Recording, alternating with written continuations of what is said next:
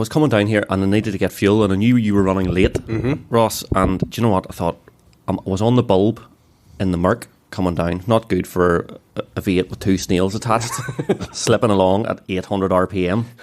Actually, wee seal comes up in the dash when you're coasting. Literally. Really? So I was coasting the whole way down the hill. So it was wind power down over into West Belfast and down is it Kennedy Way onto Stockman's Lane there, and there's a wee emo petrol station. No need. No, here, come on now. We emo bastards down the side of the road. And I went in, and this will be no surprise, even though it was a surprise. It was prepay. Now, prepay in Northern Ireland, or in where we generally live, is not a thing. We fuel up, or you pay at the pump, or whatever. It's not like the US. But so then I was like, I wonder what to do it here. And so I went in, I was like, oh, how much do you want? I was like, oh, full tank. I was like, oh no, you need to give us a number. I'm like, 70 quid. And I was one segment off a full tank, so I was quite pleased with myself.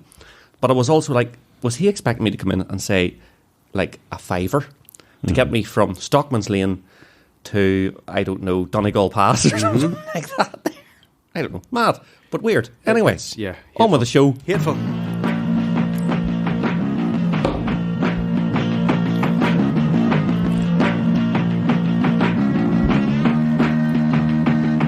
I'm Andy Cooper from RMS Motoring, and today I'm with Gary Reilly. Hello. And Ross Annett. What's happening? Welcome to episode 33 of the Soul to Scene podcast. It's hard to believe. It's hard to believe, I know, that we could actually bother to do 33 of these. And let's face it, Ross, you didn't even bother to do 33, you're only a blow-in. I'm a blow-in, but a vast improvement from what all listeners seem to say. Shots fired. Anyway, if you're expecting some truth and fact in this show, you're in the wrong place.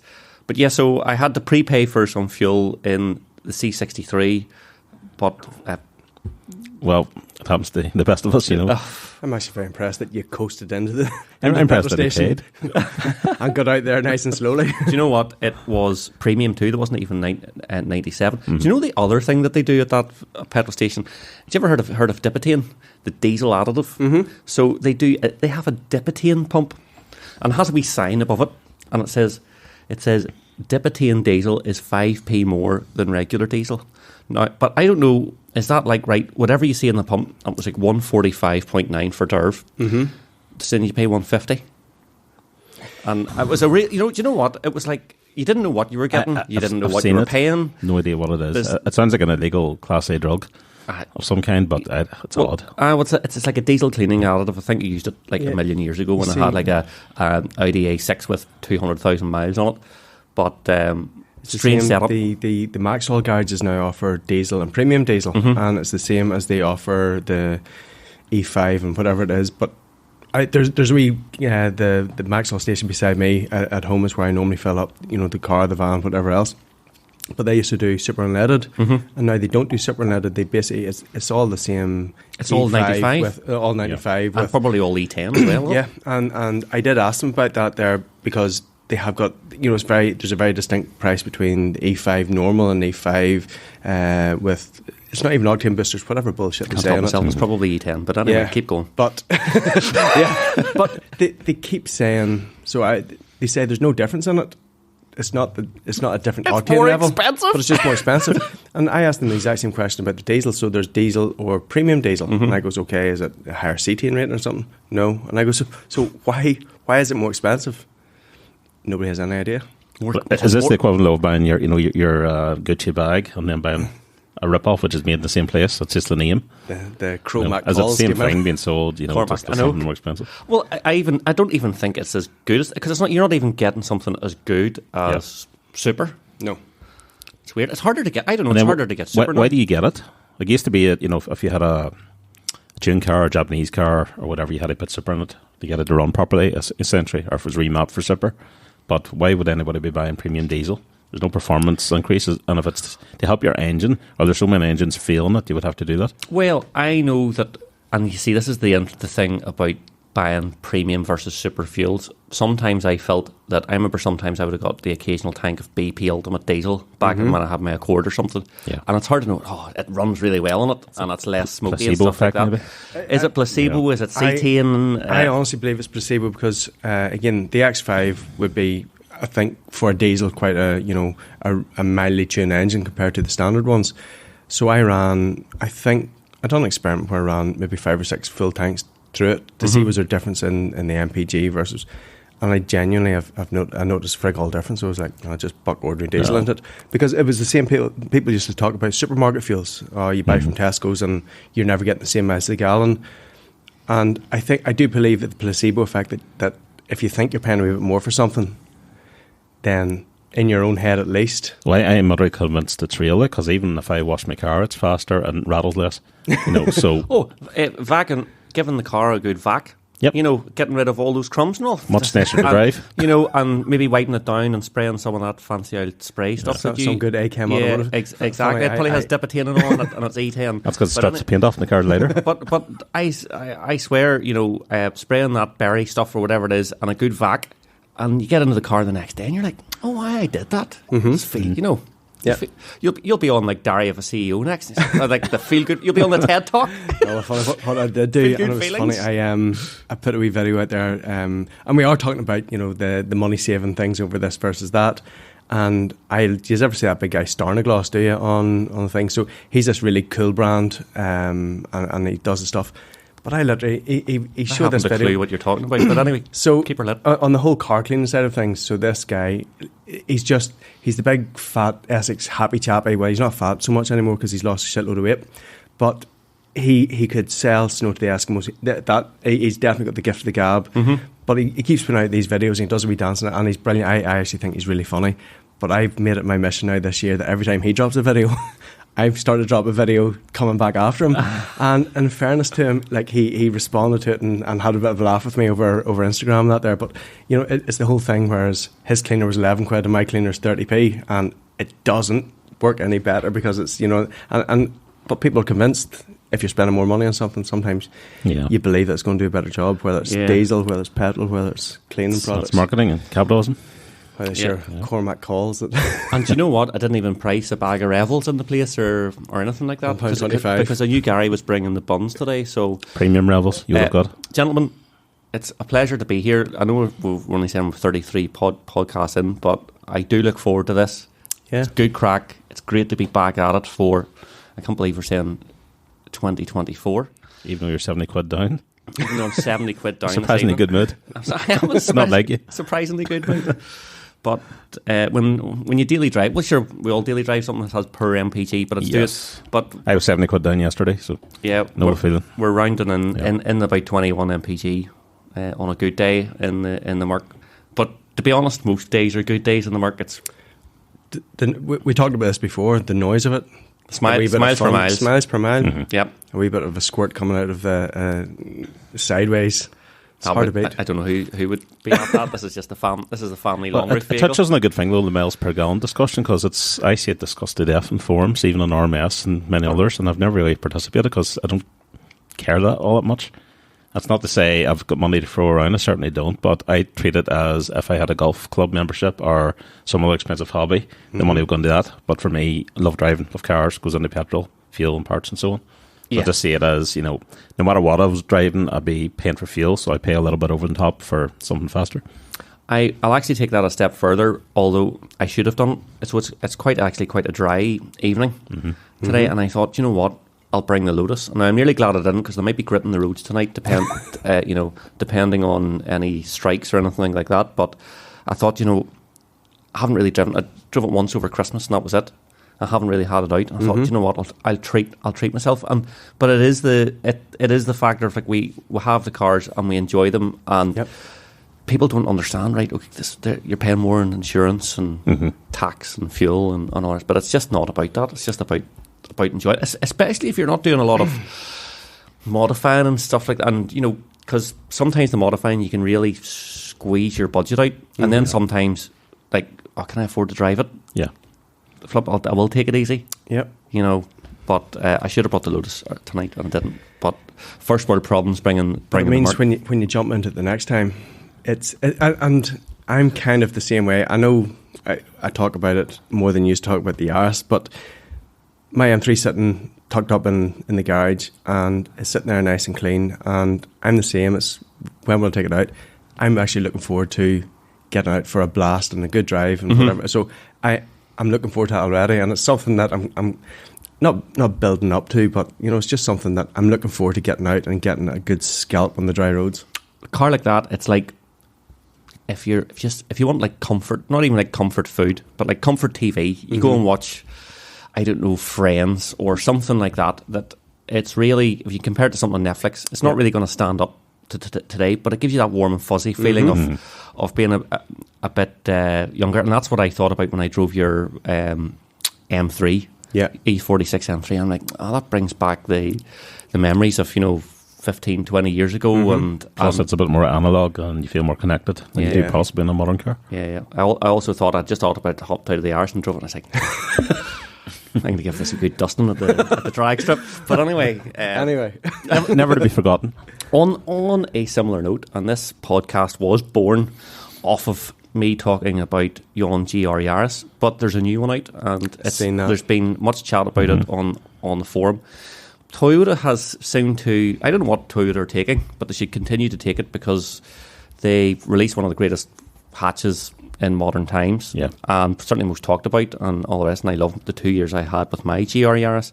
To do it again and to refine the recipe, give it more power. Okay, there's a wee bit of question over the 8-speed auto box that they're putting into it, but they're saying, well, better for circuit work. There's definitely a lot of controversy, whatever you like to say the word, over the dash, which is sort of like a 90s Supra vibe going on. Solid. But even still, in a world of just EV noise, it's just lovely to see something like that. It's just it's like the reminiscence and the sentimentality of the 90s rallying and stuff. I think that car really grabs that and squeezes the life out of it. And for people of a certain age like us who loved all that stuff, that's kind of car really appeals. With a 17-year-old driver, if he could get insurance, or if she could get insurance, I should say, if they could get insurance and could afford it, would it appeal in the same way? Maybe not. I don't know. But it certainly has like a massive appeal to car enthusiasts. Yeah, totally. So that's really interesting. At the other end of the scale is, I was watching Harry's Garage there, and he was reviewing the new i5 M60, which is basically the 5 Series platform share with the new 5 Series, but the electric version, 600 odd horsepower. He absolutely slated it. It was 115 grand with options for like a 5 Series size. Well, it's actually 7 Series because it's over 5 meters now. They're 2.4 tons. But like, we have an EV in the household, and we all will have EVs in the household very shortly. But that, people can't afford that. Doesn't make sense. It's getting crazy. There's an i5 sitting in Bavarian at the minute, so there is, and it's nice. It's different. You can see that it's very much being marketed towards the upper executive levels. So it's more of a prestige. It's not your Tesla. It's not your standard, i5 or sorry. But even an i4 M50 is what was about 60s. Yeah, but again, they've really dropped in price. The arse has fallen out. The arse has completely fallen out of the i4 M50s. It's lovely. There's so many nice things about it, but the pricing has become, not just on it, but on new cars is it's frightening. So it is. But that's well and away and above where I think it should be pitched. Yeah, I'll post a link to Harry's Garage video so you can see how disgusted Harry was with the the i5 and the GR Yaris, the new one. But like 115 grand. You can buy yourself a nice Carrera S, which are very expensive at the moment. You could buy yourself an M3 Touring and have 15 grand spare. There's so much more. As a personal purchase, it's insane. Although I've no doubt that Fleet will absolutely pick up thousands of these cars at that price. and they'll be sold to executives. But we do have a question in tonight's Q&A about general prices of cars going up, so we'll probably touch on this later. But I was just doing a little bit of research before that. In 2019, the cheapest car you could buy in the UK was £8,000, and the next one after it was £8,500, and then £9,000. Dacia or something? It was one of them kind of, I don't know, Asian brands or Korean or Japanese, whatever, but it was around that money. And then they kind of went up, in increments of 500 quid or so. The cheapest you can buy now today is still $8,000, but that's a little city car, and then after that it's 13 grand, and I think that's for a Corsa or something. So there's this massive jump up to 13 grand in a 4-year period, and it's just nuts. And that's at the lower level of the market. Obviously the 5 Series and things like that there, the jumps that they're making are even bigger. They're going up 10,000, 20,000. And obviously wages aren't going up the same way. Inflation has gone up, cost of living's kicking in. You wonder how people are able to afford them at all. I know exactly how they're able to afford a car. And plans. And here are the plans, and I'll put this in the show notes as well. People are going around stealing headlights, which are $5,000 a piece. That's true. I don't know if you've seen the picture of this doing the rounds. It was a Porsche Taycan, which has had the eyes cut out the front of it. We'll stick this in the chat, but I'll show you it now. So someone has hacked the eye. I think now I don't know if it's $5,000 for a pair of lights or $5,000 a headlamp. I would well believe it, because do you remember, I think I told you one time before when I had a problem with my X5. Oh God, there it is there. But it was £2,400 for one headlight warranty repair. Oh my God, look at that. This is a Taycan Cross Turismo we're looking at, and it looks like someone has taken the tin snips. Tin opener literally to the front end. And if the headlights in that car are anything like the headlight, why did I have to take a headlight out of my GT4 for some reason? Put a bulb, or no, it wouldn't be a bulb. I don't know what, but I had to. There's the headlight release mechanism is inside the frunk, and so that's probably why they had to. They probably knew that they just had to cut right around it, and they've literally taken out nearly the entire front wing, and it honestly is a butcher job. It's frightening, but the cost of everything, no wonder you can ship that off somewhere far side of the world and get that onto eBay or somewhere.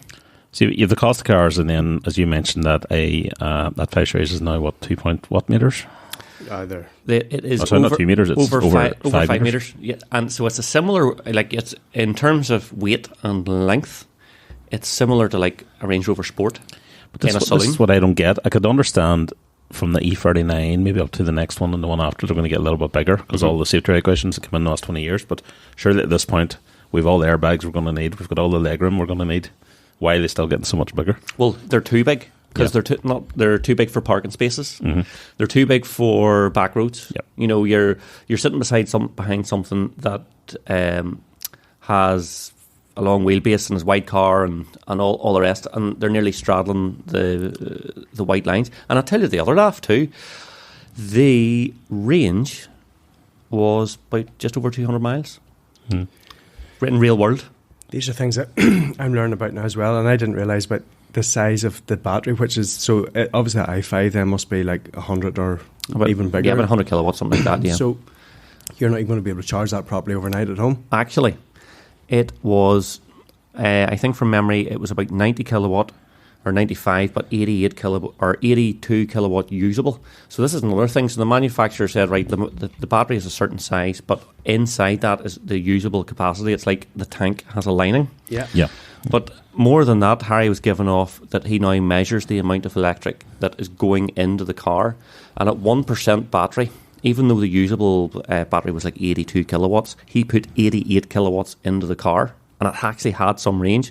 So the car is, there's losses. So you're losing like 10% of the electric you're putting into the car due to heat and inverter and all this sort of stuff. So it's, which just adds to the sickener if you've spent that amount of money. Anyway, like really, what green credentials could you have if you're going to buy something at 2.4 tons at that sort of money? You don't really need. You're certainly not doing it for cost reasons because you could afford to go and buy the Range Rover and like have maybe 20 grand a diesel budget. Well, the car contradicts itself in a number of ways. That's the problem. But the manufacturers have to get on this bandwagon, and that's what they're doing. And it should be small and it should be nimble and it should be electric, and that would make sense and be quicker to charge and easier to charge. But they're having to do it in the biggest models too, and it just doesn't work as well. So we're in this strange world. I think we're going to pick up this expensive cars topic and run with it here. We're in a strange world where cars are now more expensive to finance. So you're seeing high finance rates now. Maybe talk of that coming down because the interest rates are possibly going to come down. You certainly see it in mortgages, so maybe loans will follow. But it's more expensive to finance. The principal in the first place is more expensive. So your monthly payments are more expensive. So remember 2014, 2015 Golf Rs were £250, £300 a month. Yeah. And I'm sure the same Golf R today, so you're talking a 30 grand Golf R 10 years ago to 45, 50 grand. 48, I think, or something. Now. So 50k, not quite doubled in price, but certainly then the cost of servicing the loan for PCP on a Golf R is going to be £600 a month, something like that. So, which is just a lot of money. And then people's mortgages are going through the roof. People have less disposable income. Yep. So we have these cars that are more expensive, but people's budgets being squeezed. So we're now actually starting to see cars on the forecourt. Mm-hmm. You hear of Porsche having stock. They're discounting them massively because isn't it something to do with the fine they get for not selling enough of the cars? Yep. Yeah, so a car they could be fined £12,000 or £13,000, so they discount it by 10 just to get rid of it. So you're now not seeing cars, which for the last 3 years been used to seeing cars just being sold at retail for a new price. That's now stopping, and we're starting to see discounts, 10% and your discount, dealer contributions and things like that again, which we haven't seen for the last few years. Yeah, but I don't know. So the whole situation is a bit of a mess. I'm sure there's some bargains to be had in between it all somewhere, but I don't know. Certainly my Lotus, if I went to buy, it's lost money. And well, I would say it makes the used car market probably stronger in some respects, but I wouldn't envy now being 17, starting out and trying to get a new car on my driveway.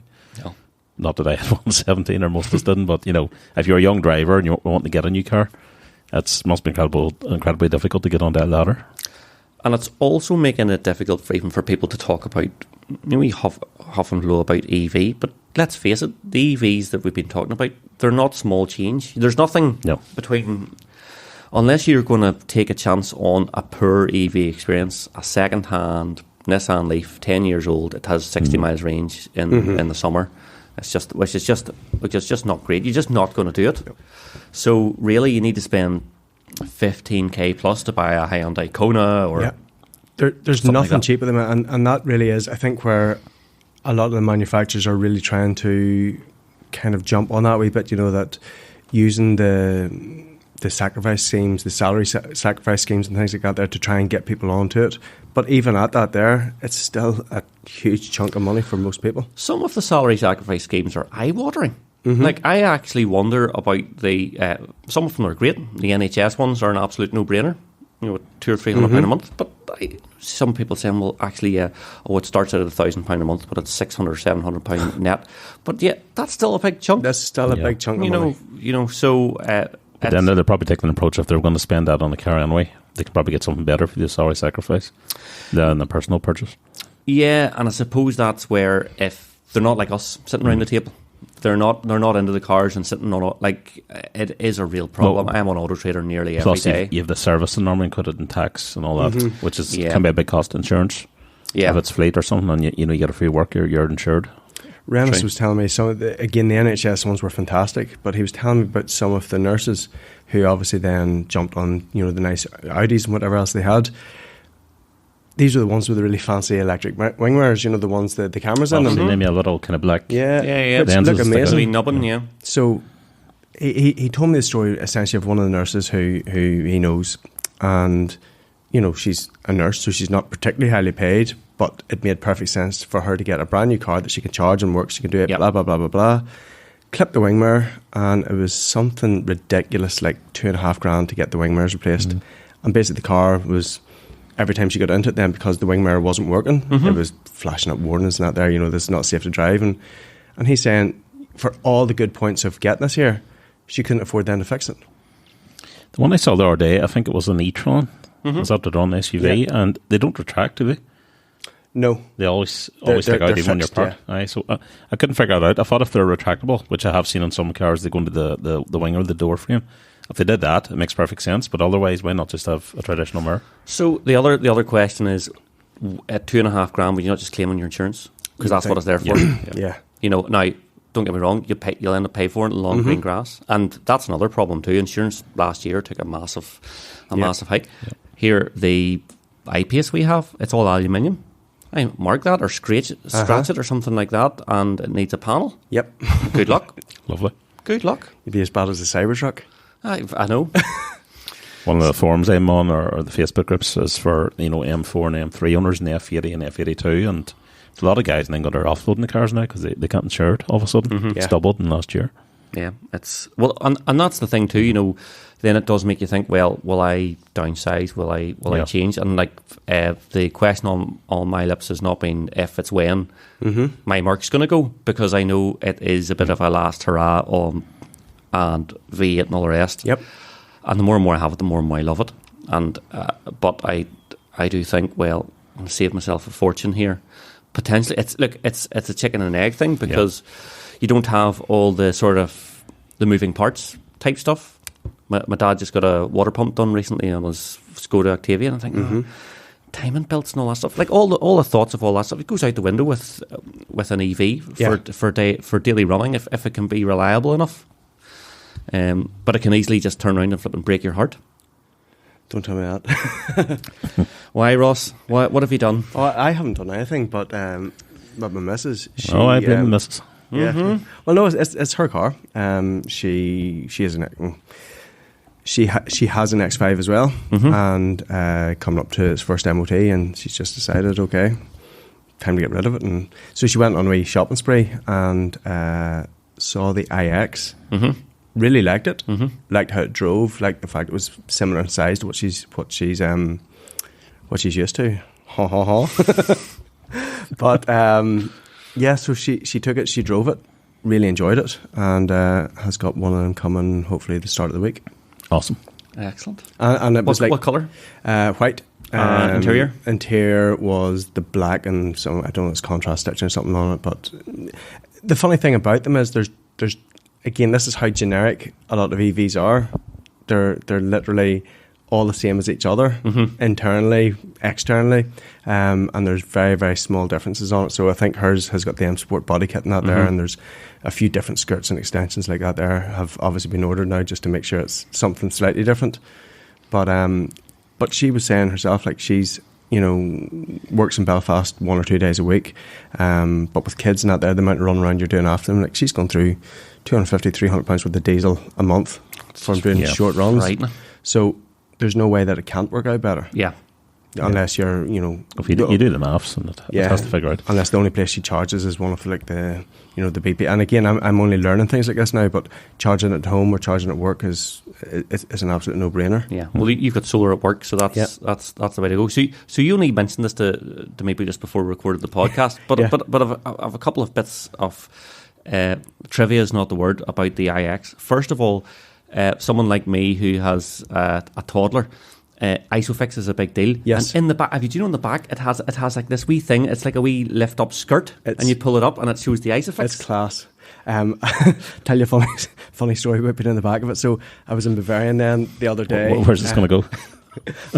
I'll tell you where it's going to go. So I had her X5 down for, it needed something reset, whatever it was anyway. So I'm having a look around the showroom, and there's a white iX sitting there, and she's looking at it or thinking about it. So I'm in it having a look around it, and I goes, oh, this is lovely. I wonder what it's like in the back seat for the kids and that there. So I hopped in the back seat and closed the door, and they've got the wee fancy button to open it up and all. And I'm pressing the button, and the fucking thing's not opening. So they must have the childproof locks on it. So I'm half contemplating, do I climb over this here like a hallion in the middle of the showroom? No, I'll not. I'll sit here for a minute or two. Somebody will be walking past. I sat in the back of the showroom. I would have been for 40 minutes. What? For 40 minutes? until somebody can pass. And it was Just just have your phone and you could ring them. well, I was sitting bimbling through RMS and whatever. Oh, right. So then I saw this guy walking through, and he was actually, you know, You're the he was world's just busiest man. You have 40 minutes to spend on the back of an IX and Do you know what was Bavarian. actually Anyway. nice? It was nice to actually sit and not worry about the world for a second too. Looking at everything in tinted windows and seeing the people hobnobbing in Bavarian. But this dude walks around and he's got like his missus or something, they're something talking about cars. So I started knocking the window up and he puts the hand up, apologised and started walking away. And I was like, no, come back. So I said, I got stuck in the back of an IX for 40 minutes. But yes, I did notice the wee Isofix skirt. Yeah, Probably all saying this poor guy is deliberating us. Big time. The Isofix shirt is a nice wee touch. It also has the sort of haptic button in the handles and stuff. Quite a small boot, under 500 litres, Ross. 500 litres, yeah. So, but fine. but again, it'll do everything she needs to do.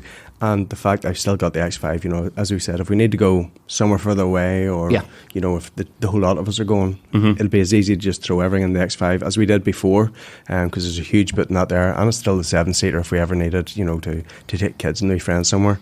And was there no way you could talk around a yellow E46 as the ideal way, and then you get a GT3 or something? She still thinks the yellow E46 should be sold.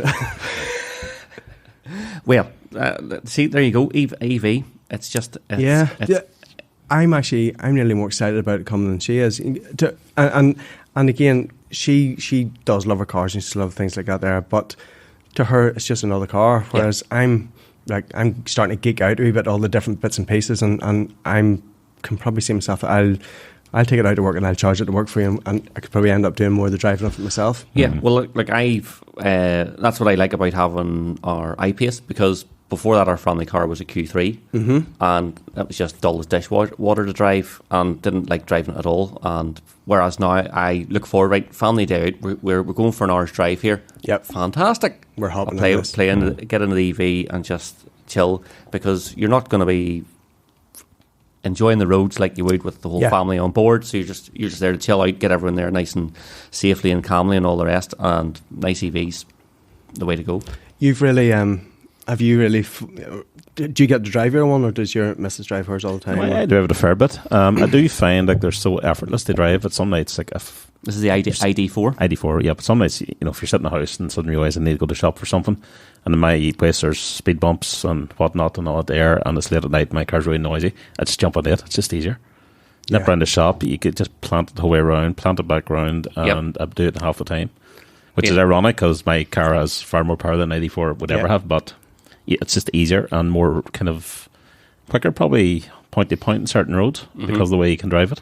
Big Pete always said that about, and again I've said that there before, even though he's got rid of his Tesla, he still said for point to point B road driving it would have took something really, really quick to be able to keep up with him in the Tesla. I believe it. Like the ID4 is nowhere near the power of the Tesla, but I would definitely believe it. Haven't been in a Tesla. The only thing that affects all EVs, they'll all run out of brakes because they're too heavy. Yeah. So you have a wee Yaris at 1,250 kilos on your back door. Yeah, you'll be pulling away, and then you'll be like, after 3 or 4 corners, right, I'm going to put this through 4 fields at 130 mile an hour here before it stops. Because it'll just understeer like a brute, and it will just run out of brakes. I can't remember the exact model, but one of the first EVs I ever seen a few years ago, I remember looking at it in a forecourt somewhere, and there were drum brakes in the rear. And I was thinking to myself, I never thought I would ever see these again in a car. I remember them in the 80s and 90s, and you got them, you know, vested and things like that there, but I thought they were a relic. Long gone. Yeah, and it's just because you don't need to use the brakes, because you're mostly on the regen. Single regen, Yeah. And single pedal driving is so natural, and it's for commuting, for traffic. It's just hard to beat. Yeah. So no, I'm very much looking forward to it. Yeah, very good. Awesome. So I'm getting itchy feet recently and thinking of selling the M4, and obviously the usual thing, the man maths, and going through the stuff in your head of what else is out there that I would like. But I'm finding on my commute, whilst I do love the car, the roads I'm on are kind of B roads. Some of them are quite bumpy, potholy in places, quite twisty, and the car is a little bit stiff for those kind of roads. So I can't fault the car itself, absolutely love it, but it's maybe not the best car for the roads. And it's just got me thinking, like, how much power can you actually use on the roads? Because as I mentioned there, sometimes take my wife's car and can carry much more pace in it, even though it's not a performance car per se. So been looking at cars similar to M4, but also now looking at hot hatches, which are maybe 150 horsepower down on what I have, but you could probably apply the power much, much more, get more fun out of it. And it just made me kind of wonder, like, what is a good amount of power. Now, I know no two scenarios are the same. Some people spend their life in motorways, some will be in back roads, some have a mixture, so it's probably based on your circumstances. But like, what would you find as a decent amount of power for day-to-day use? Well, there's two different things. One's blasting down a B road. Mm-hmm. You probably only need a couple of hundred horse, probably like 200, 250 horse. So this was a good question, and I was thinking about it on the way down, and I was thinking, the GRER's at about 250, 260 brake, an I-20 in, not the 30, you know, not something... Slightly smaller. Yeah, something slightly smaller, so not necessarily a Golf R, but maybe the Club Sport or something like that there. That's sort of a bit lighter, nimble, you can feel everything through the wheel. You can keep the pace up, rather than having to have that accelerative pace. And that is something that, as we're saying about EVs, are very heavy, but anything heavier. So in the Merc, it's 1.8 tonne. Mm-hmm. So yes, it can move, but you do start to feel... It's 1.8 tonne to carry around a fast corner. Yeah, you know, you do feel its weight when you're on the brakes over and over and over again, whereas something nice and light... So it's the... not... They used to be called... like, I don't know what they're called. It's not a hot hatch. It's smaller than that. Because like, the hot hatch... I think they actually just call them warm hatches. Yeah, so like slightly lower powered ones. Fiesta ST. Yeah. Something like that. 200 brake type 1 versus 300 brake. A Fiesta ST mount tune type thing rather than a Focus or something like that. Yeah. I think is the perfect thing for B road blasting. But you're then on an A road and there's a car and a lorry in front of you. They're doing 45. You can see a car coming in the distance, oncoming traffic. If you have 400 horse, you're past them every time if you have four-wheel drive or something like that. Yeah, you know, and that's where in an EV with plenty of horsepower, like you would just take that, and it's actually a safe overtake. Yeah, because you can do it in no time. This is the quandary, because you have cars like my M4 and cars that are much more powerful than it. You know, 500 horsepower and bigger, and I used to love the shove in the back that you get from those, and I still do. Mm-hmm. But more and more now, I'm thinking, you read car reviewers chatting about the sweet spot and the power range of cars, and what is the sweet spot? It's that point where you're probably getting the most feedback and the most enjoyment out of actually driving. And I'm thinking about how much I actually get the stretch of cars' legs, and they don't. Yeah. And I'm thinking if you had a hot hatch, say 250, 300 horsepower, you could use more of that power more of the time, and the actual smile you get in your face might come more often. Well, my circumstances changed dramatically because of a wee one. Yeah. But, you know, on a regular occasions when the road was nice and quiet, like B road, you're winding it out in the gears. Mm-hmm. I'm not wind that mark out in the gears, and you're into just crazy figures. It's the same nonsense figures. Yeah. You wind that out in the gears, and that really is it. It's too fast. There was somebody on RMS, I can't quite remember who it was, but they came out with a saying you can only go so fast. But I was listening to the Reilly podcast, and they dropped it yesterday. And what they were actually talking about was 90s hot hatches, which were all around 120, 130, 150 horsepower, which was loads and loads of horsepower back in the day. But again, that's obviously when cars were lighter. But until the Mark III Golf came along. Until the Mark III. I don't talk about it, Con will cry.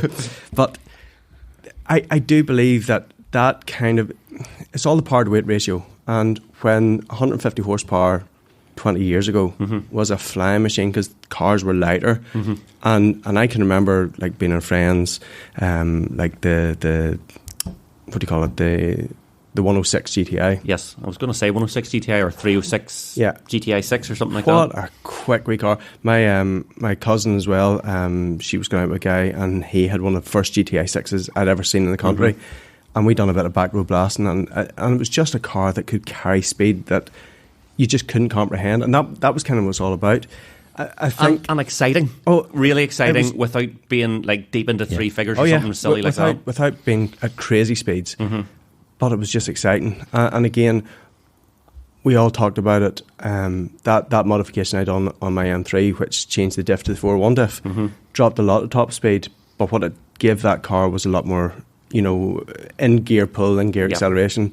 Not so good off the stand and start apparently, but but do you see just that? I still think that 340 horsepower on that there is too much. I think something around 200, 250 horsepower that's drivable, that you can carry a bit of speed in. You have the sensation of speed as opposed to going fast itself. Yeah. That really is the sweet spot. I think the weight's a really good point there, actually, because, you know, the car nut me would like to think that all car companies are populated by engineers, like the guys who did the Z3M and those kind of skunkworks projects, and they're so passionate about designing the car and the engine power that they've got just the perfect blend and optimum. But in reality, the cars have got so heavy, they're probably saying, well, we need to give this car 500 horsepower to offset the weight and make sure that it's not seen as slower than its predecessor. Have you felt the weight of the seats? And if you ever had to take a seat out of any modern car? Well, they're just heavy as hell. A ton, so they do. Like, they're so heavy. The amount of electrics and airbags and safety, everything. They're just, cars are so fat and heavy nowadays. It just means, you're throwing a car around the corners that's maybe 2 tons, and 20 years ago it would have been 1 ton. Yeah. And it's much more dangerous for all involved. So I'll tell you a car that does, another car that breaks that mould, and we were talking about it before the cast, because we're talking about things that you were thinking about changing to, Gary, but one of those cars that definitely breaks that mould, and is, if you want something new or nearly new, is an Alpine A110. If you only need 2 seats, that looks like a fantastic car. And apparently just the original one was really good. So you have that Renault Sport 18 turbo engine. It only weighs like 1,100 kilos. Looks really quirky, has pretty good double clutch box. Anything that's good enough for Gordon Murray to buy and drive every day. Oh, totally. Totally. He's a fussy guy. Have you ever heard him talking about cars? Yeah. That's the way every interview I've ever read of him or seen, he bemoans the weight of modern cars and the feedback you get, or the lack of feedback, and so on and so forth. Is it Mark II Escort he has? But he's got a collection of stuff. And he has a Smart Roadster, was another thing that he really liked. But Johnny Smith's interviews with him are well worth a watch. But yeah, the A110, I am sure, is like just perfect for that, but also it's quite cool, as well. And I do think, and you know what, my Lotus isn't the quickest on a back road. It's pretty compliant.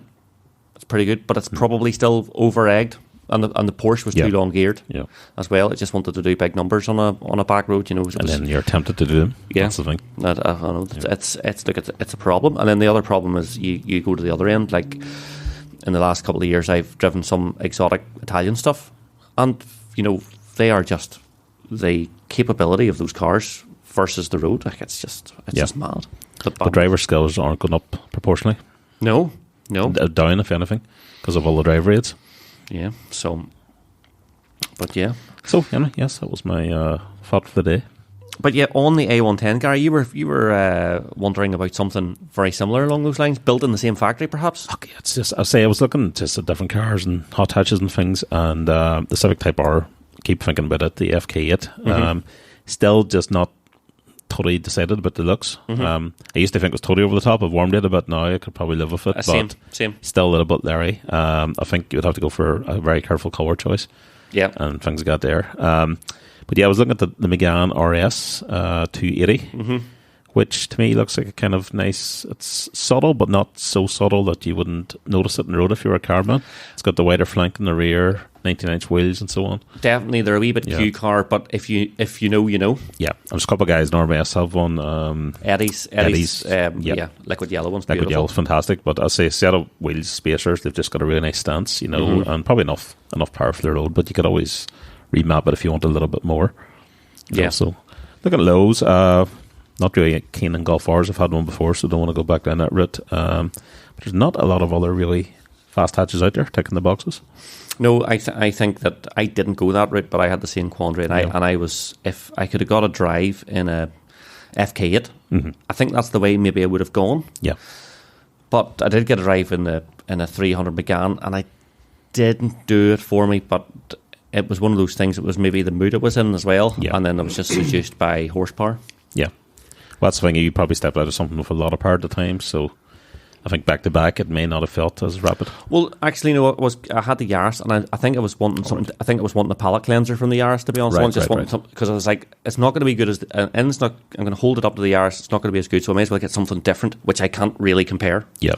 So I have an American State. Totally different. I was reading through because I think I told you some of the last ones. I realised I had been paying for a year's worth of subscription of Evo magazine on the iPad and had forgot all about it. So I was catching up on their 25, the car of the year, and both the 110 and the. It's the 110R, wasn't it? Yeah. Or the racing one? It's the racing one, which is some bit of kit. Yeah, but that's too expensive. Unreal. It needs to be, 30 odd grand second hand or something. Half attainable. Something a wee bit different. Did Danny tell you I wrote Evo another letter about their article? Oh no! And I've won another watch. Yeah. If you ever see Gary I don't Reilly think they've realised winning the Stratton watch or whatever it is the same guy in this podcast. He writes into Evo every month. He's like, I think they're hoping that you write in, Gary, so it's like, right, we've got a page here. Hopefully Gary will write in, we'll give him a watch, and it gets that page 72 sort of give the same person a watch twice. I think they haven't twigged. We came in here and Gary's got one, and one on each arm. I've been watching one arm. Shaking them around like Arthur Daly was, They're not bad watches. They're not Rolexes, but they're Triton or Triton, whatever you call them, and they're like a couple $100. So it's a free watch. I'm not going to say no. Gary has to keep, and you're. I'll just keep writing. I'm not forcing them to publish it. If they want to stick it in. Read his letters. They're worth publishing. Yeah. Unreal. You should write some for RMS, Gary. That's all I'm saying. I don't have any watches to give you. That's the only problem. Yeah, but you want like 6,000 word articles. I write short letters. Chat GPT for the win. Oh dear. But anyway, so it'll be we're saying watch the space. See who changes. Who shoots first here in the change of vehicles. Mm-hmm. We'll see what happens. Yeah, there's definitely something about feeling alive driving a wee hot hatch. Flipping on the rails. I'm not getting any younger. I want to seize it while I can. Yeah, absolutely. I can still drive myself and see over the wheel. But sure, I see there you were saying about we're recording this after the recent storms here in Northern Ireland that seem to take out every fence and power line going. Yes, roads were a bit sketchy of debris and broken branches and so on, trees sometimes. Thankfully, none right my way, or hopefully nobody else's way here. But I did notice coming down another morning, I was pleasantly surprised. If you come down Purdy'sburn and towards Milltown, there's a very busy set of traffic lights there. It's kind of a major junction. All the traffic coming out the outer ring goes for it. And it's very, very busy in the mornings. But traffic lights were out the entirety of the day, I think, into the next day. And I passed them in the morning and came back that evening and just couldn't get over how courteous people were actually being. They were actually stopping and flashing, letting people through. None of this kind of rat race effect that I thought would have happened. Yeah. So it was nice to see. Makes a change in this country. Yeah, people instead of just people cutting you up and having time for you and I was just surprised for the sheer volume of traffic going through there in such a busy place that it was actually working, having no lights. Yeah. Just people giving way naturally. It was working. Yeah, look, we probably have too much road furniture on our roads only because of some people who are completely selfish idiots. Yeah. That's you probably roll the clock back to like the 50s or 60s. There probably was no traffic lights there in that same part of the road, and everything was would have been a junction just or something. Yeah, it was grand. I do try to be courteous and allow people out and out there, but nothing pisses me off more than when you let somebody out and they just like fuck it, just ignore you. you. It's like you prick, you fucking prick. But those AX drivers. But do you know something? Manners cost very little, and when you see something that's refreshing like that there with Gary, it makes you wonder when you see all these just people getting pent up with rage and whatever else behind the wheel, and you can see them like people having wee shit fits. It's just crazy how you can have like two complete just such. There's a lot of anger in people. Like you see some of these videos on YouTube of the road rage events and incidents and so on. There was one recently. It was in the papers. Don't know if you saw it. Some guy in England. He got out and there was a woman driving a car and she had the camera going in the car and he was over banging her windscreen and burning his teeth at her and all this here just because he actually was in the wrong. I think he got in her way and she waved her hand at him or something like that there. But you just go, why are these people so angry all the time? After getting out and wanting to fight.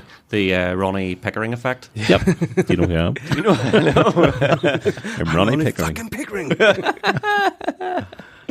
Oh, unbelievable. Well, I'm more interested in the next bit that you have here, Gary, because the Vauxhall Frontera is something that I haven't seen sight nor sign off in years. I was talking to somebody about one last week about how they were actually, even though they rotted from the inside out, they had a really, really good four-wheel drive system. They were a genuinely capable... Yes.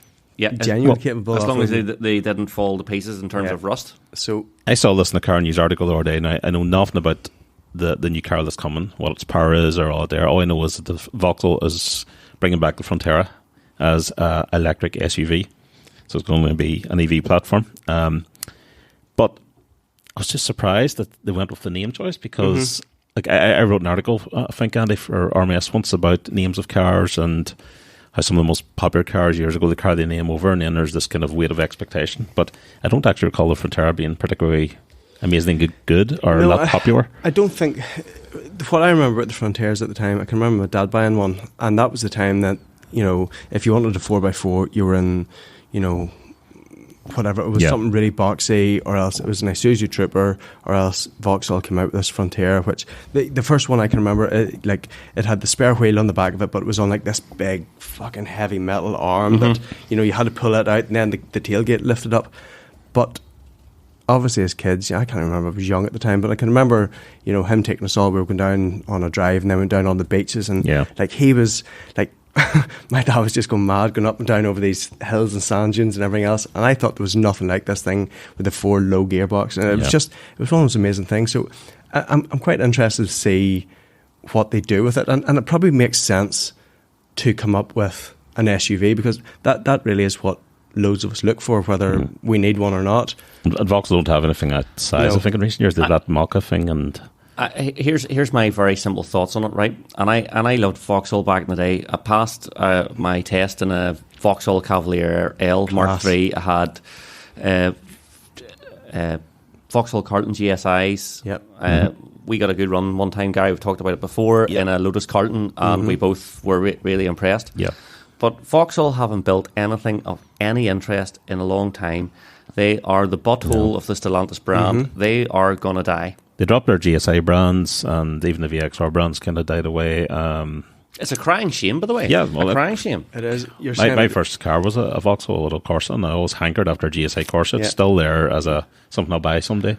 Yeah, but see the Vauxhall. See the Vauxhall brand, Frontera. I don't think anyone gives a shit anymore about Frontera. But that's cynic in me saying it's just some kind of marketing ploy, and they're appealing now to the ones who, you know, as you say, somebody's dad had one, and now they're grown up and they want to buy something for the family. And like, this car isn't it's not a Mark II or Mark III. It's a totally new platform, but they're using the same name.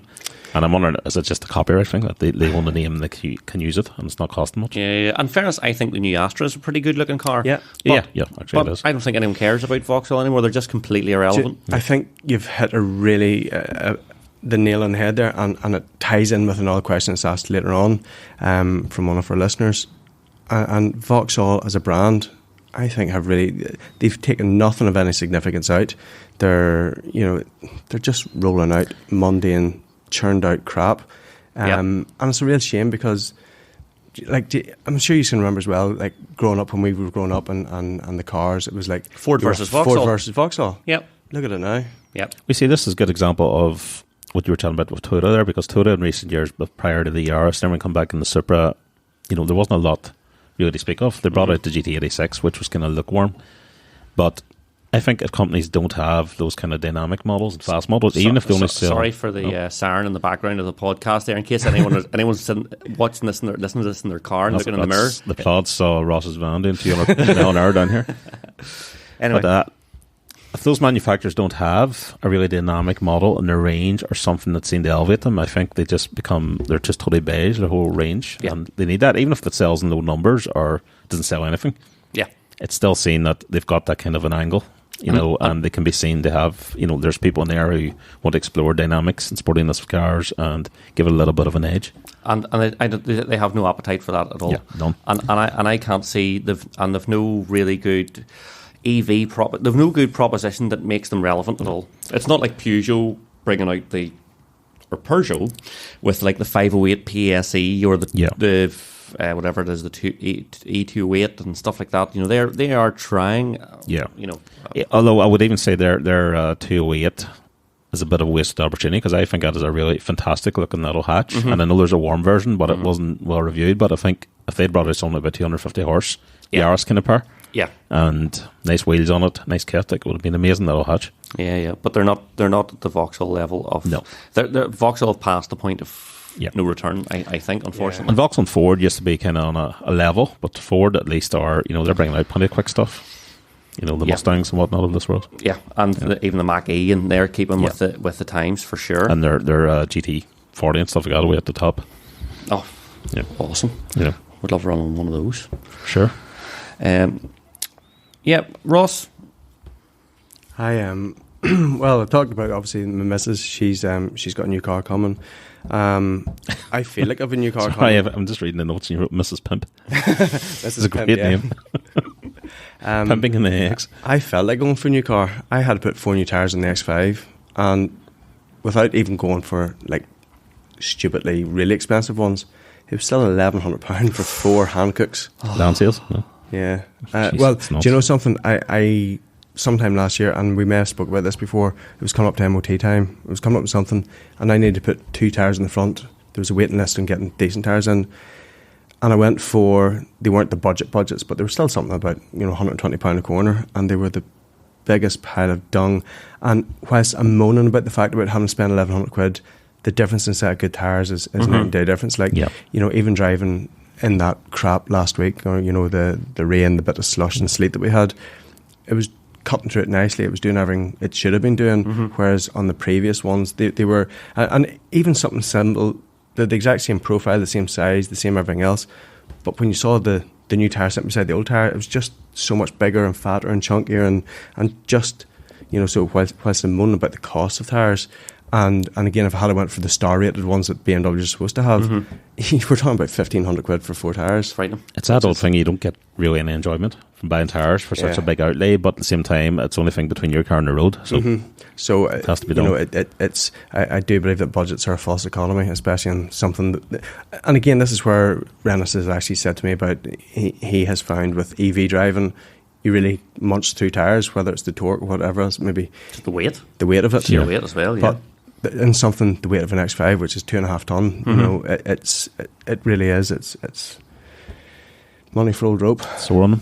The other thing I had made a wee note about was Big Pete, one of our forum members, Sean.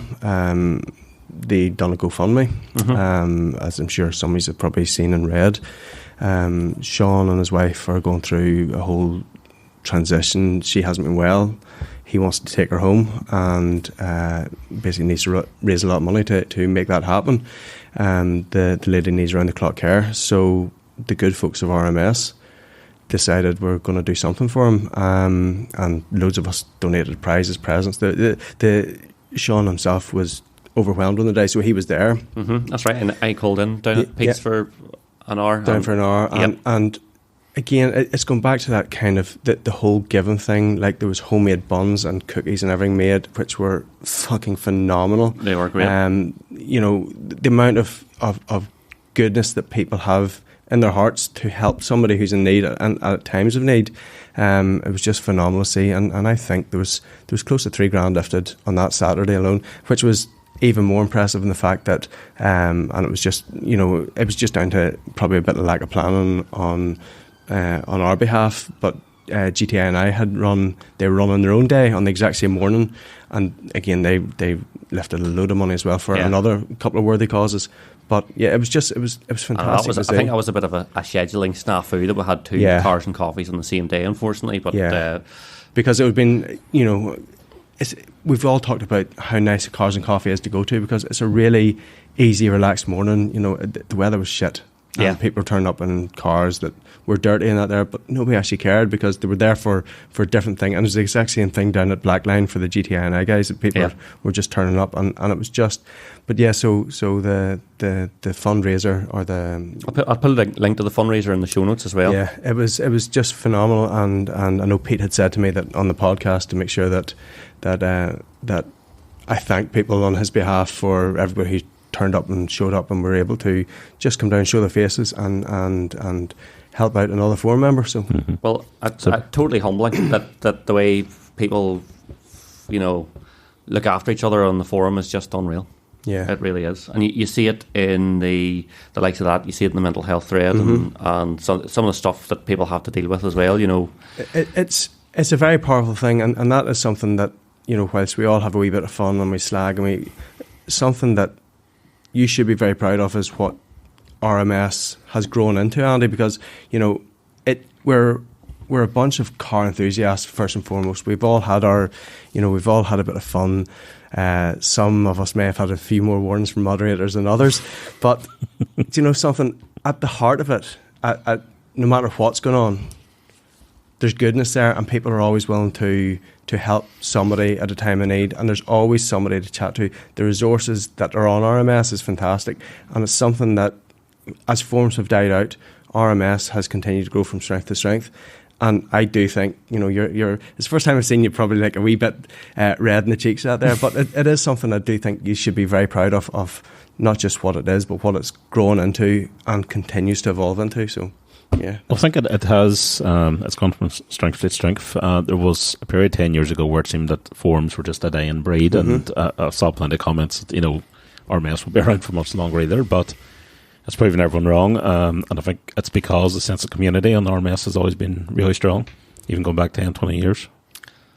All I can say is I find the way the membership behave fairly humbling. Like, I just, and they're out for each other, and all I do is provide the platform really, and let people tear away. I don't really want to interfere with. I'm not big into organising stuff. I love doing this here. I love having the crack, and I love cars. But don't do yourself a disservice. It's been well moderated and well run as well, and that's why it's. This is not a smoke blowing exercise. I'm here to enjoy myself as well. Yeah. You're not here to make me feel awkward. I'm going to take charge of this and take this down a different route. Right, we've a Q&A to do here. Yeah. Thank you very much for your kind words, but more importantly, get on and donate. Yeah, let's get these Q&As going. First question, and when will RMS close? Sorry. Okay, when hell freezes over. Yeah, Q&A, right. The first one here is from Big Pete. He's getting a lot of hits in the most popularly named member in the podcast. Will any of you ever build a complete project car again in your lives? And if so, what would it be? Ross? So... I have thought about this here many times, because nothing would give me greater happiness and pleasure than to build an old Max Power style car from back in the day. And it would suit you to the ground. Like, you haven't left that era. You can just step straight back into it. That's exactly what's wrong with me. I'm 44, thinking I'm like 22. I'm thinking you're in the 90s as well. Yeah. But nothing would give me greater pleasure than to build something really wide and leery and fiberglassy and sound system and just completely impractical. But our good friend Tufty has had his G60 Reilly, which was a beautiful car, absolutely gorgeous, everything about it, and he had lovely wheels, lovely paint job. But Tufty being Tufty, and at the height of modifying, just wanted to go balls out in this thing. And I think he's bought, over the course of the last 10 or 11 years, 4 or 5 different engines for it, each one a different stage of madness. But as he's realised, the money he has thrown into this car over the last, I'm saying 10 years, between people who are supposed to be doing work for him that shafted him, between different bits and pieces and stuff not becoming available and whatever else, it's a never-ending pit. And I think he's finally now, although knowing Tufty, he'll probably change his mind again, but I think he's kind of going to put it back to a very, very similar spec to how it was and how it looked. So as much as I would love the thought of building a project car, I don't think that you could do it properly service. Because again, even silly things like 15, 20 years ago, the amount of boys who were throwing out fiberglass kits for cars was left, right and centre. People who were doing individual modifying was everywhere. You were going to the likes of Audio Advice or Sound and Motion and getting like kick-ass sound systems.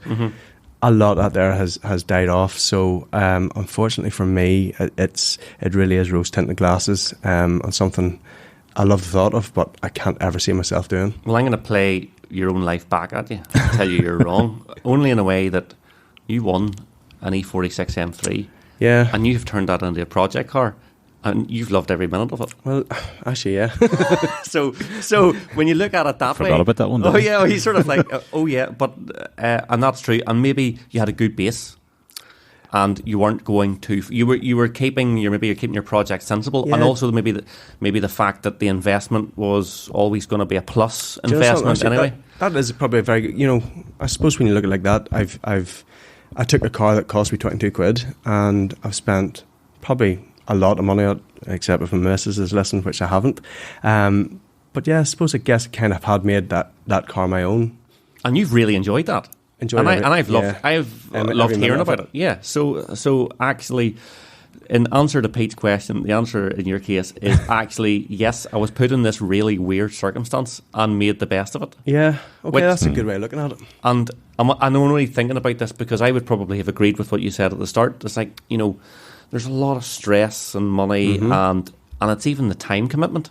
I remember when I was running the drift car, the time commitment was enormous. I just couldn't do it now. It would be unfair on my family and all the rest, you know. That's the key word, and we're all three of us here in the same position. See family time to try and do anything, you know, because most nights of the week we've got something to do with kids, you know, between sports, between football, between gymnastics, and whatever else, to try and find 2 or 3 hours to go out into shed or garage to build up the you know, whatever. When you get that time, you're catching up on it's your own time. Yeah. To do stuff that you want to do. So yeah, I get what you're saying.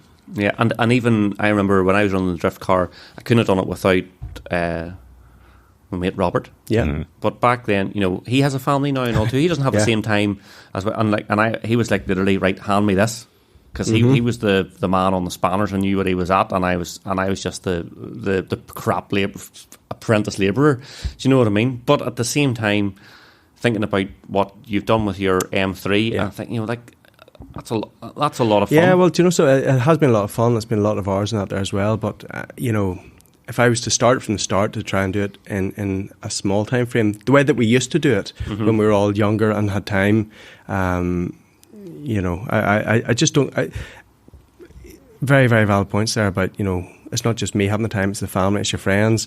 I remember Ewok, who's still in the forum, like, he had the wee, do you remember his Clio, do you? It was the flip painted one that had the GTR bonnet. Yeah. Like, I can remember, so when I was back up living up with mum and dad's, and, you know, we had dad's garage and that there, so me and him spending nights, you know, fiberglass in the back of it, high as kites with the smell of the fiberglass fumes, but building and moulding these things and, you know, working to 2 or 3 o'clock in the morning and getting up the next day because we had no worries or no commitments.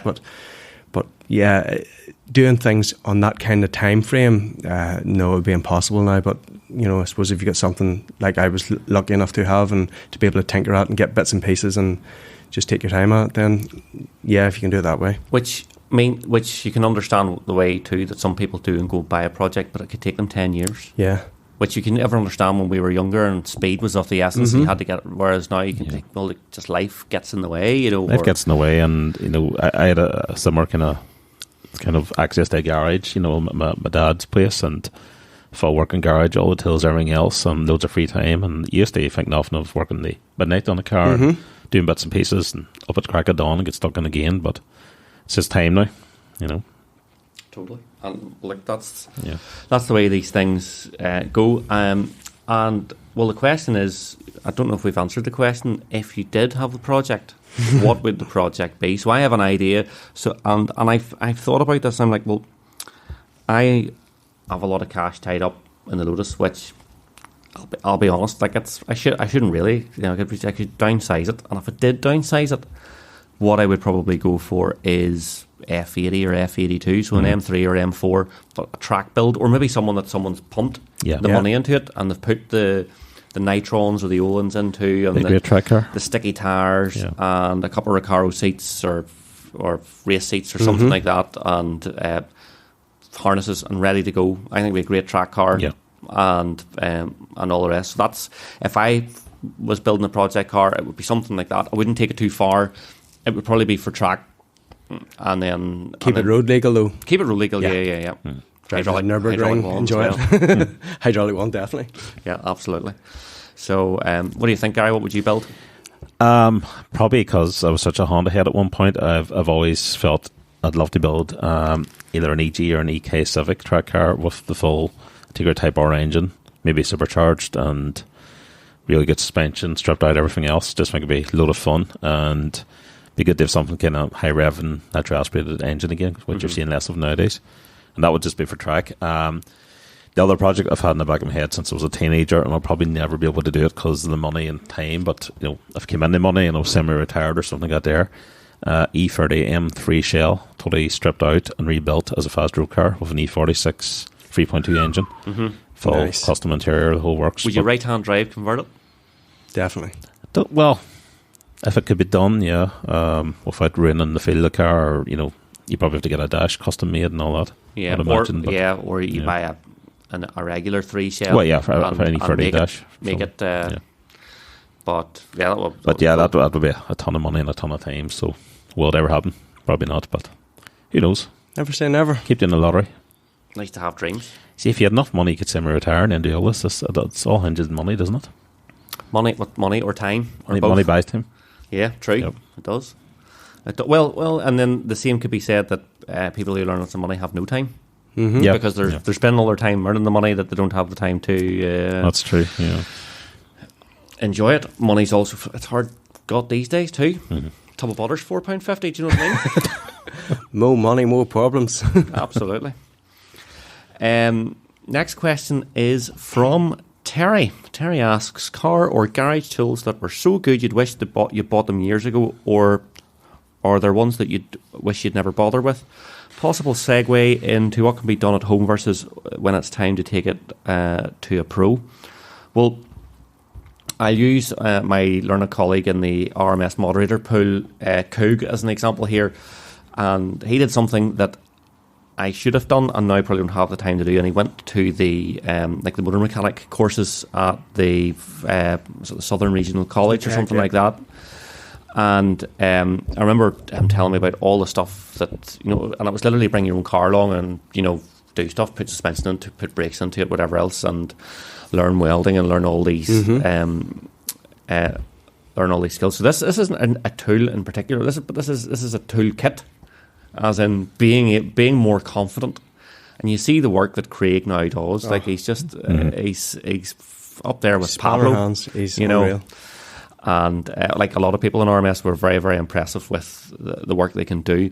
But that was the one thing that when I didn't have a wee one, I had times in the evening, and yes, ours was miles away from me, but I should have just went, you know what, frig it, I'll do it. The same way I did like motorbike test or advanced motoring and done stuff like that there. I should have done something like that to improve my own confidence, because I have a decent enough garage. Yeah. But I only do bits and pieces now, and half the time as well. Do you know what? That might take a long time. I haven't done it in ages, so I'll maybe give it a miss. And then that falls back in the project car thing too, because I think the more handy you are at something, the John Pedens of this world that can just turn their hand to anything, but that has an effect on a project car too. You just answered that question, because I saw that question and I was like, fuck, I don't really do like a lot of work, but that answer that you just give about Coog, that you couldn't answer it better, because that really, I'm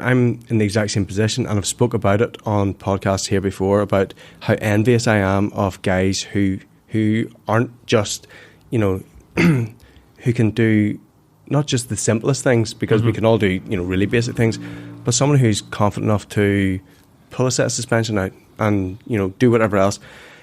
That would have been fantastic if I had have thought about something like that. That's the best answer.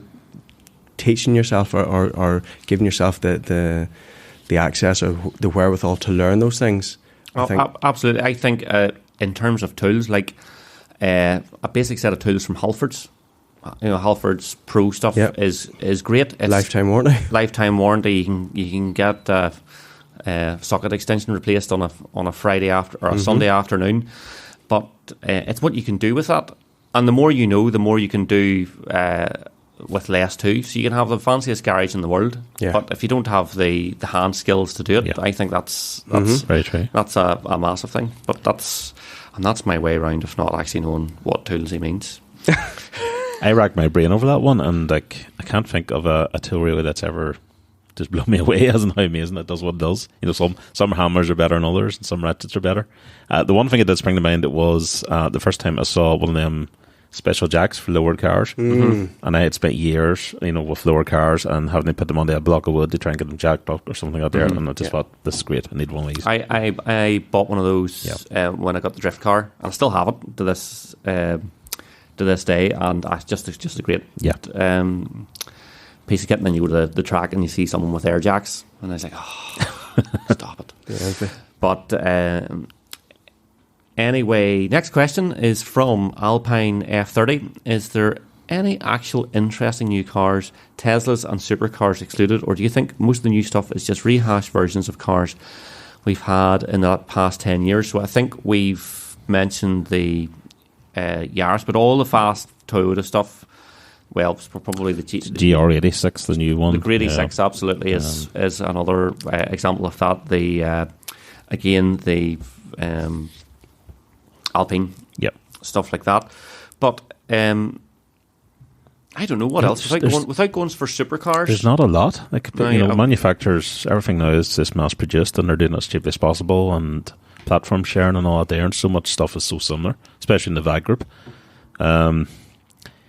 I do like Honda's approach. I think what they did with FK8, the FL5, the new one out with the Type R models. That fair enough, it's a mass market platform, but totally redid the interior, totally redid like every part of the car that can help the performance. And you read reviews now, and they're saying the car is as finely honed as a GT3 Porsche. So they may not have totally revolutionised anything there, but I like their approach. They've Hyundai's put time and money into it. Hyundai's N division, as well, the i20 and i30N. Those things are. Do you see the N division have what do you call it? Is it Hyundai Iconic? Is it their EV? It's the Ioniq N. We're not allowed to talk about EVs in this question. But do you know something? It's funny that that's what they're doing to try and make, because as Gary said there's so much platform sharing, there's so many parts sharing, there's so many different bits and pieces. Cars money's not being spent on petrol engine development anymore. They're just reusing what they have. Actually, once it sprung to mind there, just when we're on this, the only one that was really interesting, and that they kind of released the concept a couple of years ago, the new TVR, but it never went anywhere. And does that fund a supercar there? Well, don't know. You could say the new M2, but the looks are horrendous and it weighs a lot, and and people say it's fantastic, but the problem is as well, the new M2 inside is the same as the 3 Series, the same as the 4 Series, the 5 Series. It's the same as them all, and it really is. Again, we spoke about scaling, isn't it? It's everything is just part scale up or scale down. And we've touched on this anyway. In what world is a 520 IM Sport before options worth 51 grand when an electric 5 Series equivalent is 116? That's why the world's just gone nuts. Or even worse. An XM is worth 160 grand. A Citroen XM. It low mileage. It may as well be, because Bavarian have got one sitting in there right now. It's the most powerful car they've ever produced and whatever, and I think it's fucking horrendous. It's just, you've seen it obviously?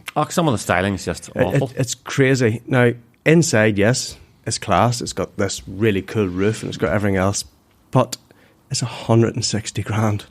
It's mental. Maybe I'm getting old, but I still have 100 grand as the kind of barrier in my head of where it used to be. That's in the Ferrari money, Porsche money. Yep. And from us market kind of BMW car or Jeep now, no, it's nuts. Chris TII asks, what's the best road trips to do in Ireland? And we missed one there. I missed Geordie Villa, actually. Since I'm a sucker for anything not German, take out the big German brands. What are you driving? Ross? So for me, and again, we kind of touched on it a wee bit earlier on, it really depends on the scenario. For a fun car, and I can't believe I'm saying this, well I can actually, because I think they're fantastic. The GR Yaris is such a hard car to beat. I think they look fantastic. They go really, really well. I think for point-to-point driving, there's very, very few cars will do what they do in as good a manner, as fun a manner, and it's a 1.33 cylinder that will surprise the shit out of anybody who is lucky enough to drive one or be a passenger in one even. But then the question is, that's as a GR Yaris, some people might need a bigger car. Are we talking about Grand Cruisers? Are we talking about whatever else? I say that I'm a redneck at heart, though. I love pickups and I love Jeeps and I love things. So if I was going for something non-German to take out a big brand, what as I'm driving, I would love like a fully kitted up, tarted up Defender with the roof light on, the roof bars and the light, and the V8 engine humming up and down the road. That's what you'll see me in. Broken down the side of the road, probably. What do I see you in, Gary? Well, I think, all of us at the table, we like easy German cars. We've all got one. Oh, 2 BMWs. You're not allowed German, so no Germans. But no, I'm just saying, like we all like them okay. But there's plenty of other stuff out there. There's the aforementioned Yaris. There's a couple of other Japanese brands. You know, the GR86 Toyota. There's Nissan GTR, the Honda Type Rs, Ford Mustang, Alfa Romeo Giulia Quattro. You know, there's a stack of good cars out there to keep up with. Alpine. There's the Alpine. Yeah. There's absolutely loads. Do you know what? And it's maybe an age thing, but Italian stuff, British stuff. You know. What about the new Astra? What about the new the new Astra? The new Astra.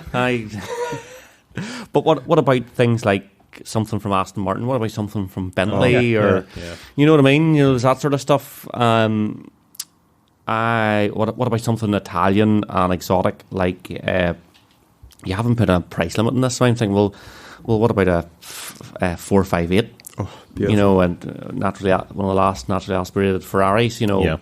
Something like Maserati that, and incredible. So, anyway, there you go. There's a variety of stuff. Back to the question from Chris TII. What are the best road trips to do in Ireland? Me and a couple of others are planning a road trip to Father Ted's house this summer via the Atlantic Way Coast Road.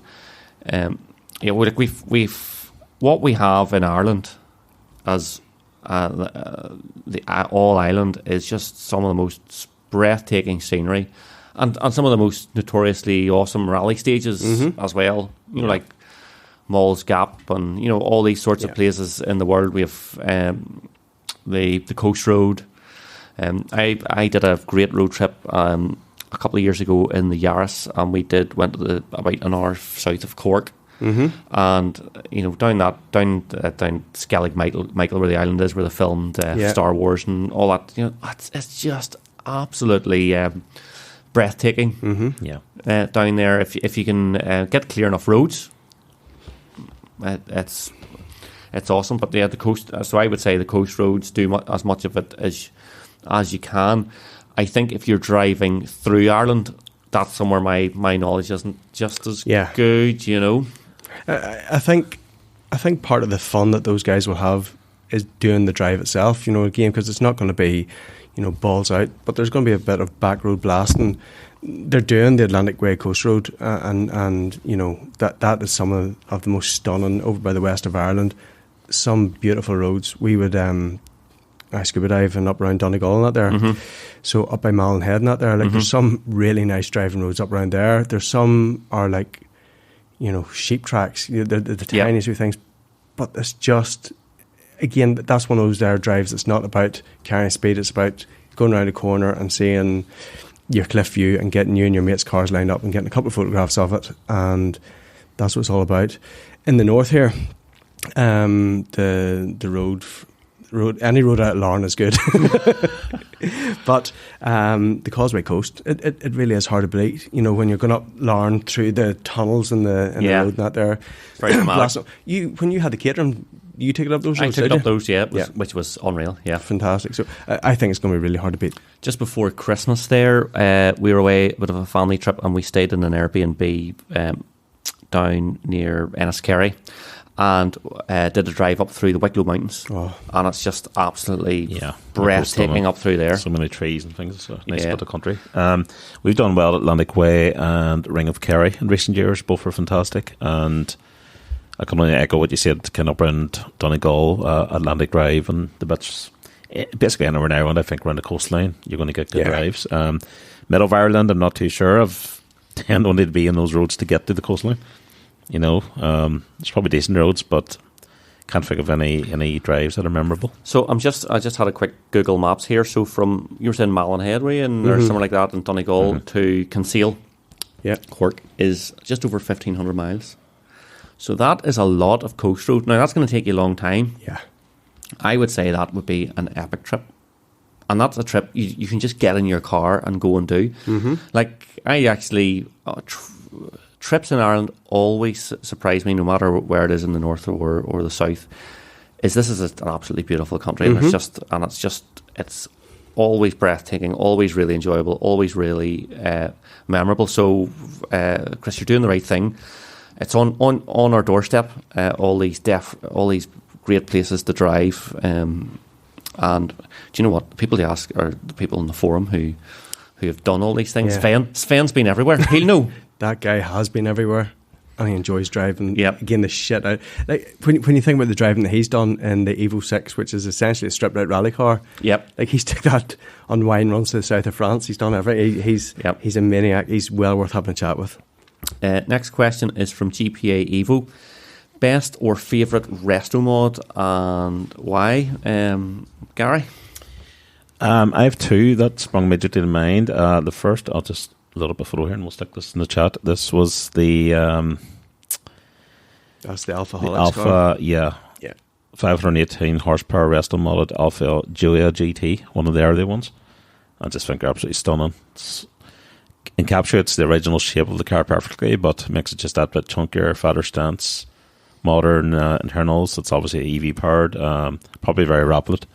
Although I haven't actually seen interviews of anyone driving one, but I think they look amazing. But it's beautiful looking. Yeah.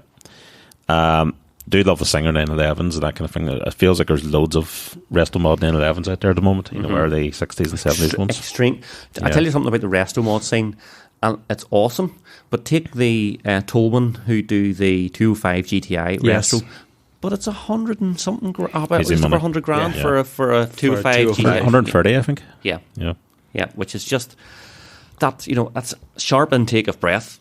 Yeah. You know, it makes the i5 at 116 grand look cheap. So, but again, and this is back to my if you could do it yourself, if you had bought yourself a GTI, you know, this is where your 10-year project, you could actually build yourself a Tolman spec GTI or something like that. If you had a car like you bought a Miami Blue 2.5 GTI 1.9 16 valve in 2010, and then you spent 10 years buying parts for it, and you were handy. And then you could just start building it in your garage and all the rest, and that's what I love about some shows. And then someone turns up and says, I've been working on that for the last 1 year, just like jaw dropping, you know, stuff like that's cool. Don't get me wrong, some of this stuff is absolutely beautiful that these resto mod guys do, and you still have to give them a donor car and all the rest, but it's still a lot of rent, a lot of wage. I have another one I'll throw in here, and this was an interesting one. Ian Callum, probably the most famous car designer in the world. So he's worked with, obviously, Aston Martin, Jaguar, Land Rover, loads of other ones. He was heavily involved in the original design for the Aston Martin Vanquish, the first one, which came out in 2001. And a couple of years back, he went back and revisited that because he felt he was never quite happy with the car, the way it was. There were budget constraints and time constraints and so on and so forth. So he did a kind of a soft resto mod on the Vanquish. So there's a few exterior touches, bit of a power upgrade to the engine, and then a lot of touches to the interior. But again, we'll put photos in the show notes, but you can see it there. It doesn't look vastly different to original, but it's different enough that you can see where the time went. I think that's the beauty about that, because it's such a stunning car anyway. They're one of the all-time nicest cars ever. So if you put those pictures side by side with the original, you can actually see the extent of the changes. It doesn't lose its shape or lose its kind of original appeal, but just looks like it's brought up to date. He's designed some absolutely bangers, beautiful cars, and the I-Pace as well. Which is a lovely looking car. It for an EV, it does require the caveat, you know. Yeah. But So the next what's our next question? Murph. What's the Murph asking? He's asking 3 cars: E90 M3, E46 M3, and E36 M3 Evo. Careful here. You have the daily one, you have the track one, and you have the scrap one. Don't fly too close to the sun, Andy. You have the daily one, track one, and scrap one. The E36 M3 is getting scrapped. The E90 is getting dailied, and the E46 is getting tracked. I agree. There we go. We've answered the internet with that. Gary, any thoughts? I must have misread this earlier. I could have swore it was an E30, he said. Anyway, regardless. Yes, I'll deal with the E90, and controversially here, and Ross is going to probably punch me inside the head, I'm going to scrap the E46. No disrespect, because I've had one and I loved it. But intake of for breath. track, I'm going to go for the lighter E36. With similar power to the, a little bit down, but still enough that it would make up for the weight Ross and I'll deficit. be standing at the arm going, oh, look, there's Gary, and it's 318. Rusting away. No, I would worry about tracking an E46 unless the subframe was fixed. That's my problem. You may find half your car up the track. Yeah, well, look, that subframe issue can be fixed. Yeah, You know, yeah, so I know. But you know what? They're all great cars, actually. You know, the E36 M3, for giving it a hard time, it had a beezer of an engine, and it was The light. evil one, yeah. Yeah, the 6-speed, yeah. So it was great. Okay, on to the next question. And the eyes did. Hang on, can we just mention now if Lyons is listening, he can This is your nod switch off now and go to sleep. Oh, really? So I did roll my eyes when I started to read this, and by the time I got to the end of it, reading this question, I was like, You were asleep. I was like, oh my God, actually, there are a few, we might be onto something, possibly the most boring thing ever to be written. But anyway, Boydie asks, what are your must-dos in a car before as you set off? And he said, like, putting the volume at 20, 25 or 30, depending on the song. He's missed Elvis, started. Temperature on an even number, display his oil temperature on the first two bullet points, and I was like, right, okay, this is just horrendous, you do this. And then he said, display my oil temperature on the display, and then change it to the timer for how long I've been in the car, then monitor my progress to my destination. And then I remembered, when I get into the C63, if I haven't done it, I have to put the screen on the AMG screen with my oil and water temperature. This is insane. I'm going to question this bit where he says that the volume must be 20, 25 or 30 depending on the song and not in between. Is this an OCD thing? If he hits 24, is he going to crash the car in the hedge or something? No idea. Is that linked to his, his map in the car? Like, it's like stage 1, 2 and 3. I don't know. It's actually on the volume control. I don't know why it's linked to his fucking balls or something. If it goes too loud, it's twinging. I think people must overthink about things too much. Temperature, maybe. I like the temperature being even numbers as well for some, and I hate the half numbers that BMWs do, and it's just pointless. But I do worry about that there. But when it comes to the rest of it, like resetting clocks and fucking blah blah blah. Here's my question about the climate control. Why is it wrong in the first place? When I get into the Merc, the climate control is exactly how I left it, which should be a fixed number. Absolutely. That's how climate control works. You ever see coming into a room, like a climate control room, and they go over to the temperature control and put it at 28 because they're cold? I'm like, yeah, the room's cold. It's set at 21. Yeah. The ambient temperature of the room's 10. It's going to heat it up as fast as you can to get But to to me, 21. the climate control is never set because when you get the car every single day, it's a different temperature outside. So if you're cold, you'll turn it up. If you're too hot, you'll turn it down. So it's never going to be constant. What? What? I leave mine. What's this madness? I leave mine in 22 unless it's cold outside. Then I go to maximum temperature, and then I don't put it down to 26 or 24. I put it back to 22. Well, look, I'm one of these weirdos that drives the window down. I'm with a pair of highs and lows here. Yes. You don't do that. The point of climate control is the car does it all for you. I tell you one thing doesn't that pisses me off though more than anything else. When my missus is sitting on her side of the car and I'm sitting on mine, and she's fucking about with the temperature. I know it's dual zone climate control. She has her temperature on that side. But it fucking pickles my head that when she puts her temperature like 26 or 27 and I'm sitting at 22 and I'm going down to 20, down to 18 to get it cooler. And then, again, BMW's the synchronise, so I synchronise the temperature all the time until she twists the dial and it fucking messes up again and it pickles my head. Mine does that, so I open the window for badness because she gets the window open. And you get a nice draft blown across. Yeah. I can't believe I'm with a pair of highs and lows.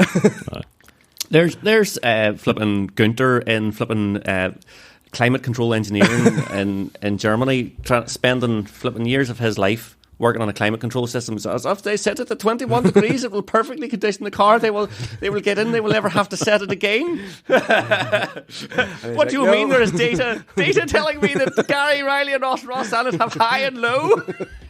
It's fair fault for the guy who designed the brakes. I don't use them either. I don't do anything else. Like, I just get in the car, seatbelt on. I usually put the window down because I like fresh air, even if it's cold. The only thing I would do in my car, I have the M1 and the M2 button steering wheel programmed. So my car's very noisy. It start up for 30 seconds with the baffles. So I'd put it in the M2, which keeps it down a little bit until I drive off, and then I'll stick it in sport mode. That's about it. What frustrates me sometimes is I love CarPlay.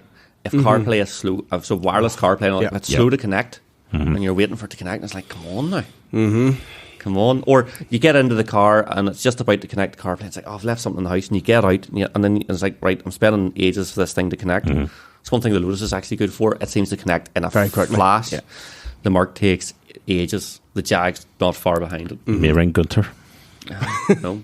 Have a word. Ring Boydie. Ask him to come and do it for you. Yeah, so if someone's wrote here, it's, podcasts and Spotify, absolutely, those sorts of things. Although I've had some. The Smile used to be Radiohead on hard rotation. I was at a gig at the weekend there, and I had that anyway. So I agree. Maybe I'll just get into the car and listen to us on the way up the road, just to be completely weird. Why not? I'm going to try this volume at 20, 25 and 30 thing, just to see if he's a genius and he's onto something. I don't even know if my volume has a number. It maybe does have a number. I've never noticed it. No, mine does. Then the van definitely has a number. That's the Speedo you're thinking of. No, I actually don't know. There's the X5. I don't know. I don't know if a lot of cars don't have a number, but what I do You like, get a little bar and it goes up and down. yeah, what I do like, like in like a late 90s DVD in Car Entertainment would have the bar as well. Yeah. But I like a nice knurled knob with a nice, you know. Oh, you do. Yes. When you twist it, You can see the doctor with that. when you twist it up, you know, you can maybe count up to 30 because you can get a nice wee Click, click, clicks. yes. That's your Mercedes for you. Well, in fact, the Merc, the Jag, and the Lotus all have a nice knurled knob. Yeah. None of this haptic kind of button setup. None of this old haptic The ID4 is that, and I don't like it. Oh, it's, You yeah. keep clicking it and you feel like you're getting nowhere. Yeah. Boy, they'd be getting stressed out. They'd be hitting 26, 27, wouldn't know what's going on. But this is Boydie, who, don't forget, has now... What was the last thing I was reading about on the forum? He's on the Coffee Nerds thread. Have you seen that one? Look, we will give Boydie right of reply because we're not. I'll bring him on as a guest and he can explain himself. But Boydie's measuring the temperature and the size of the grain of his coffee beans as he's grinding them every night. So when he gets as upset over the grain of his coffee beans, I think 20, 25 or 30 will definitely pickle that boy's head. Well, look, I think we've very much enjoyed your questions, and gentlemen, I think this will do us for episode 33. Remember to like and subscribe and do all those things you're supposed to do. Tell people about the podcast. And thanks for listening. Remember, there's no warranty. This was sold to sing.